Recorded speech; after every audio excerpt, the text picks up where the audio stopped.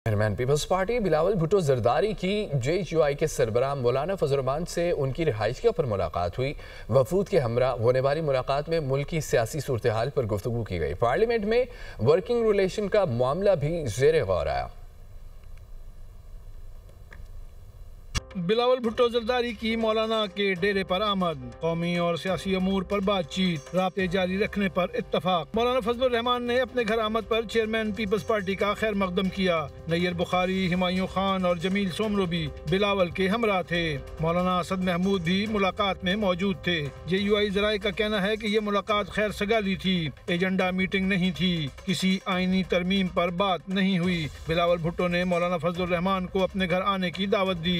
मौलाना ने बिलावल की दावत कबूल करते हुए कहा, आपके वालिद मुलाकात करने आए, आप भी कई बार आए, हम मुलाकात करने आएंगे।